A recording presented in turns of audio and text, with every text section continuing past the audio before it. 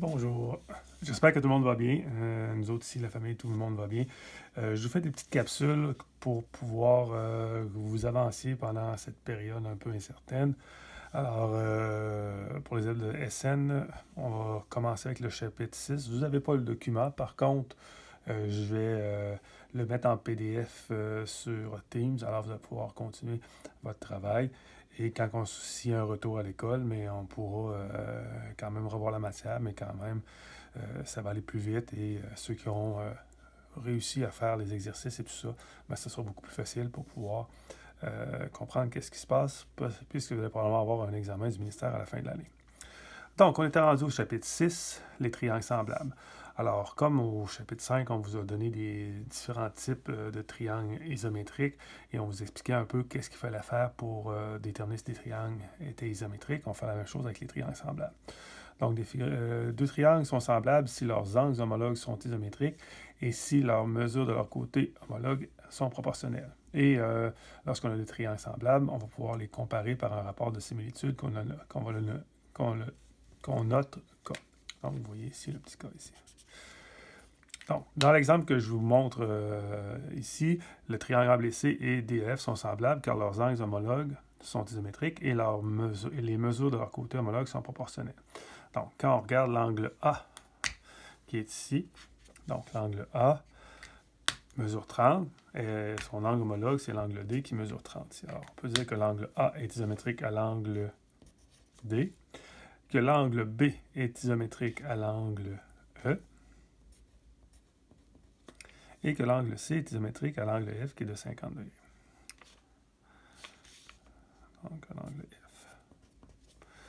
Et ici, on comparait la mesure de leur côté, mais si je prends la mesure de AB qui est 9,33 et que je la divise par la mesure de DE qui est 3,11, donc quand je fais le calcul, ça ici, ça me donne 3 comme résultat, mais j'aurais pu faire aussi la comparaison entre 6,09 et 2,03, qui est égal aussi à 12 divisé par 4, qui donne 3. Alors, quand on a que les trois angles sont isométriques et que les trois côtés sont proportionnels, on peut dire que les triangles sont semblables. Le symbole avec le petit tilde, ici, celui est semblable à. Est semblable à. Habituellement, on note que les triangles isométriques selon leur sommet homologue. Donc, si le triangle ABC est semblable au triangle DEF, on peut dire que l'angle A est homologue à l'angle D, que l'angle B est homologue à l'angle E,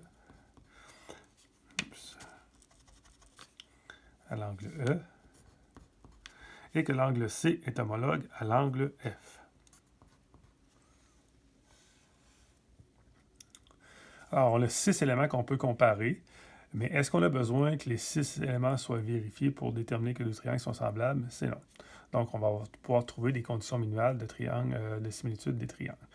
Avant d'aller à l'autre page, on dit que les triangles semblables sont isométriques lorsque le K est égal à 1. Donc, si la mesure d'un côté divisée par la mesure d'un autre côté me donne 1, ça veut dire que les les côtés ont la même mesure, donc les triangles seront, dans ce cas-ci, isométriques. Alors, des triangles isométriques, c'est des triangles semblables dont le rapport est égal à. Donc, le rapport de similitude est égal à 1. Alors, je vais tourner la page. On va regarder les conditions minimales de similitude de triangles. Alors, pour affirmer que deux triangles sont semblables, il suffit de s'assurer que les triangles respectent une des trois conditions minimales suivantes. Première condition, c'est le cas CCC. Alors, deux triangles dont les mesures des côtés sont proportionnelles sont nécessairement semblables. Vous l'avez ici comme ça. Donc, c'est important, ça c'est la phrase qu'on doit mettre lorsqu'on doit justifier. Alors, pourquoi qu'on peut dire ça? Car la mesure de AB, ça c'est le premier C, là. Donc la mesure de AB divisée par la mesure du segment DE, ça donne 16 cm divisé par 8 cm, ça me donne 2 comme rapport. Bien, ça, c'est égal, quand je prends le deuxième côté homologue, la mesure de BC divisé par la mesure de EF, qui donne en réalité ici 12 cm divisé par 6 cm, qui donne un rapport de 2. Et le troisième, donc il ne faut pas juste regarder deux côtés, mais il faut en regarder trois. Si je prends la mesure de AC, divisé par la mesure de DF,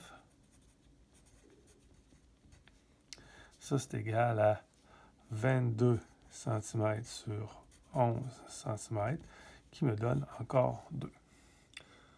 Donc, dans ce cas-ci, vu qu'on a trois côtés homologues, donc lorsqu'on fait la proportion des trois paires de côtés homologues, et ça donne toujours la même chose, on peut dire que les triangles sont semblables. On dit que l'inverse multiplicatif du rapport de similitude, 1 sur K, est aussi un rapport de similitude. Ça veut dire que si jamais je comparais, au lieu de comparer le plus grand sur le plus petit, je prendrais le plus petit côté sur le plus grand. Au lieu d'avoir un rapport de 2, ici, j'aurais un rapport d'une demi. Et c'est aussi bon comme rapport. Donc, si on vous demande quel est le rapport de similitude entre ces deux triangles-là, vous pouvez répondre 2 ou une demi. Alors, ça va pour le premier cas. Deuxième cas, les conditions minimales de similitude CAC. Donc, deux triangles ayant un angle isométrique compris entre deux côtés homologues dont les mesures sont proportionnelles sont nécessairement semblables. Alors, si je prends le triangle ici GHJ est semblable à KLM, pourquoi? Ben, la première chose qu'on doit déterminer, c'est que la mesure de KL divisée par la mesure de GH, OK? Ça me donne 8 cm sur 4 cm. Ben, c'est aussi égal à la mesure de KM divisé par la mesure de GJ. Comme ça, qui donne en réalité 10 cm sur 5 cm, qui donne en réalité 2. Donc ça, c'est les deux C de mon cas de similitude CAC. En passant ici les C, j'avais 1C, 2C, 3e C. Il me reste à trouver l'angle. Bon, l'angle, la mesure de l'angle K est égale à la mesure de l'angle G, qui donne dans ce cas-ci 40 degrés. Alors ça, c'est mon deuxième A. Alors, par côté, angle, côté, côté, angle, côté, les deux triangles sont semblables. Si je prends l'exemple qui est ici, ben, j'ai les côtés, on peut dire qu'ils sont proportionnels. OK? Donc, 10 sur 5, ça me donne la même chose que 8 sur 2. Par contre, l'angle n'est pas compris entre les deux côtés. Alors, c'est pour ça qu'on peut dire que le triangle ABC, le triangle qui est ici, n'est pas semblable au triangle GAJ et forcément n'est pas semblable au triangle KLM aussi. Ça, c'était le deuxième cas de similitude des triangles. Dernier cas, je tourne la page, le cas AA. Je vais m'assurer que ça fonctionne bien sur... OK, on peut voir toute la page. Alors, la condition minimale de similitude AA, c'est que deux triangles ayant deux angles homologues isométriques sont nécessairement semblables.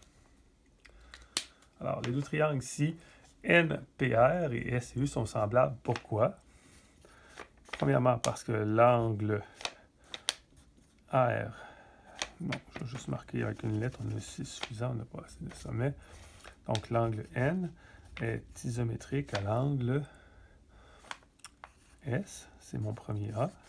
Et deuxièmement, l'angle P est isométrique à l'angle T. Donc, dans ce cas-ci, les deux triangles sont semblables par AA. Donc, lorsqu'on dit par AA, il faut aussi spécifier deux triangles ayant deux angles homologues isométriques sont nécessairement semblables. Petit bout de matière qu'on a peut-être un peu parlé, qu'on aurait pu voir dans un autre chapitre, mais qu'on va voir dans ce chapitre-là, qui n'a pas trop rapport avec les triangles semblables, mais qui est dans ce chapitre-là. Alors, c'est pour ça que je vais le voir avec vous autres, la distance entre deux points. Donc, la distance entre deux points, vous allez voir que c'est assez simple. Ça se base sur une notion que vous avez vue l'année passée, la notion de la relation de Pythagore dans un triangle rectangle. Alors, j'ai le point A qui est ici et le point B qui est là. Je vous demande de trouver la distance entre les deux. Donc, la distance entre les deux, c'est la mesure du segment qui est ici. Alors, pour trouver ça, étant donné qu'on est dans le plan cartésien et que les axes sont perpendiculaires, on va se tracer un triangle comme ça qui est perpendiculaire. Et là, on peut déterminer que pour passer du point A au point B, on peut se déplacer horizontalement et verticalement. Donc, quand je me déplace horizontalement, là, du point moins 2 à 4, la distance est de 6 unités. Lorsque je me déplace ici de moins 1 jusqu'à 7, la distance est de 8 unités. Alors, rendu là, trouver la distance entre deux points, c'est d'appliquer la relation de Pythagore simplement. Donc, la relation de Pythagore va nous dire quoi? La mesure de... Là, le point, je vais mettre le point C ici. Là. La mesure du segment AC mesure 6 au carré. La mesure du segment BC est de 8 au carré. Donc, ça donne 36 plus 64 qui donne 100. Alors, si la mesure de AB au carré vaut 100, la mesure de AB, simplement, je prends la racine carrée et ça donne 10. OK? On peut aussi déterminer la distance. On peut l'utiliser avec la relation de Pythagore entre un triangle rectangle. Et si vous faites ça à l'examen, il n'y a pas de problème, je vais vous donner vos points. Ou on pourrait aussi utiliser la formule qui calcule les accroissements des x en faisant x2 moins x1 au carré, plus y2, pas au carré, mais y2 moins y1 au carré, puis on extrait la racine carrée. Donc, si je demandais la distance ici entre A et B, la chose que je ferais, bon, supposons que ça, c'est le point x1, y1, et ça, c'est x2, y2, je ferais la distance entre 4 moins 2 au carré, plus 7 moins 1 au carré. Ça ici, ça va donner... Là, il faut faire attention avec les signes. 4 moins 2, ça donne 4 plus 2, 6. Donc, ça donne 6 au carré. Ici, ça donne 8 au carré. Et quand j'extrais la racine carrée, ça va donner 10. Même chose. Ça va pour ça. Et nous, on est rendu à la dernière partie de cette section-ci. Et ça va être la fin de cette vidéo-ci. Je pourrais vous en faire un autre par la suite pour le reste de la matière. Mais je vais essayer de faire une section par groupe, vu que j'ai 3 groupes. Donc, attendez-vous peut-être à avoir une autre partie de la matière, peut-être vers la fin de la semaine. Donc, la chose qu'on vous pose comme question aussi, on vous dit la recherche de mesures manquantes. Le processus de recherche de mesures manquantes s'appuie sur les relations qui existent entre les éléments homologues de triangles semblables. C'est pourquoi il est essentiel de démontrer que les triangles en jeu sont semblables avant de calculer la mesure manquante. Alors, quand on regarde ici, vous avez une figure, le triangle AED, qui est séparé par un segment CD. On vous dit que, on vous pose comme question, voici comment déterminer, donc on veut que vous déterminiez la mesure de BC et la mesure de l'angle BCA. Donc, lorsque je regarde cette figure-là, je me doute qu'il y a des triangles semblables. Donc, si je m'en viens ici, probablement que ce triangle-ci, qui est comme ça, qui est en jaune, va être semblable au grand triangle comme ça ici. Je me doute que ces deux triangles-là sont semblables. Et là, dans ces deux triangles-là, le triangle jaune et le triangle qui est plus grand, est-ce que je peux faire des comparaisons? Est-ce que je pourrais utiliser le cas CCC? 8 ici, sur la mesure totale qui vaut 12, je pourrais les comparer avec 12 et 18, mais je n'ai pas BC ici sur 15. Donc, je ne peux pas prendre CCC. Je ne peux pas prendre non plus AA. J'ai un angle qui est commun aux deux, mais l'angle qui est ici n'est pas dit qu'il est semblable, qui est isométrique à lui. Celui-ci n'est pas isométrique à lui. On n'a pas spécifié que BC était parallèle à ED. Donc, on ne pourra pas se servir d'angle correspondant. Donc, le seul cas possible, c'est le cas CAC. Donc, 8 divisé par le total ici, 12 divisé par le total ici, puis l'angle qui est entre les deux. Donc, on va démontrer que les deux triangles sont semblables par CAC. Donc, première étape, on va y aller avec le premier élément. Donc, on pourrait y aller avec les côtés proportionnels. Donc, si je prends la mesure de AC divisé par la mesure de AE, ça donne 8 sur 12, 8 cm sur 12 cm. Ben, quand je vais comparer la mesure de AB divisé par la mesure de AD, ça donne 12. J'ai mis centimètres, là, mais c'est des mètres, là, excusez-moi. 12 mètres sur 18 mètres. Ben ça va donner un rapport de 2 tiers. Donc, j'ai mes deux C, là, premier C et deuxième C. Deuxième étape, la mesure de l'angle CAB est égale à la mesure de l'angle EAD.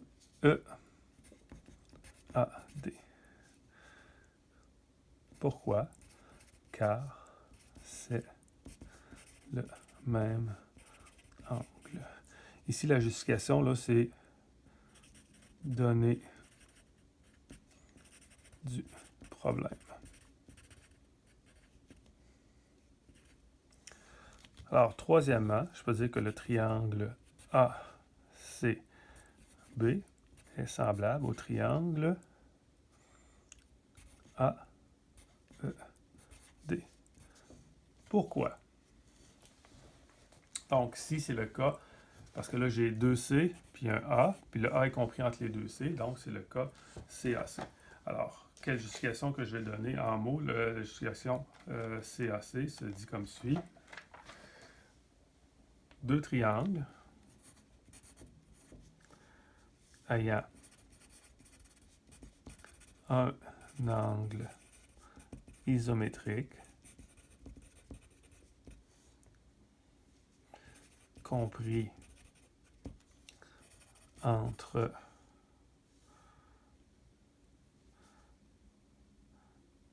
deux côtés homologues.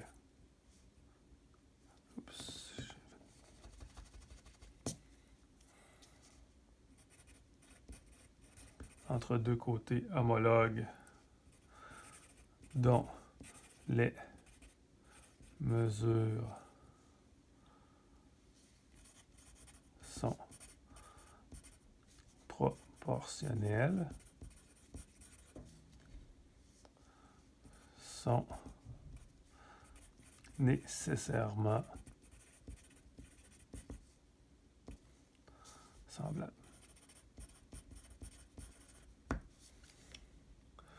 Alors, si les côtés sont semblables, quatrièmement, je peux dire que la mesure de CB divisée par la mesure de ED, ça c'est égal à mesure de CB sur 15, c'est égal à 2 tiers. Donc, mesure de CB est égale à 10 mètres. Pourquoi? Car les côtés homologues de triangles semblables sont proportionnels.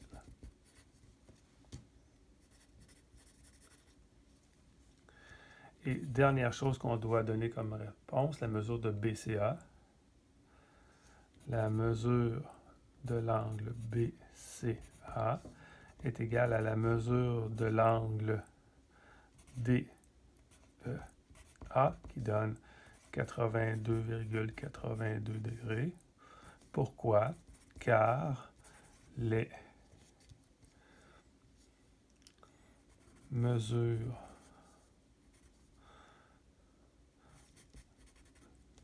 d'angle homologue.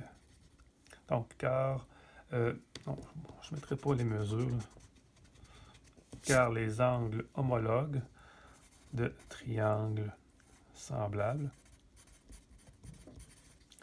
sont isométriques. Donc voilà. Alors c'est important de bien justifier comme au chapitre 5 qu'on a vu précédemment. Alors je vous souhaite une bonne journée. Je vais mettre sur Team les exercices qui vont avec ça. Donc ceux qui ont leur volume, vous pourrez utiliser votre volume. Sinon, je vais prendre en photo les exercices qui vont avec ça. Le corrigé était déjà sur Team. Alors ça va pouvoir. Puis je vais aussi photocopier, faire une PDF du document pour que vous puissiez voir ça comme il faut. Les notes, c'est peut-être plus facile de lire avec les notes comme il faut. Donc, ça bouge un peu avec les vidéos. Alors, vous allez avoir un format PDF de tout ça. Alors, j'espère que tout va bien. Et, lâchez pas. Je pense qu'on va passer au travers. Bonne journée.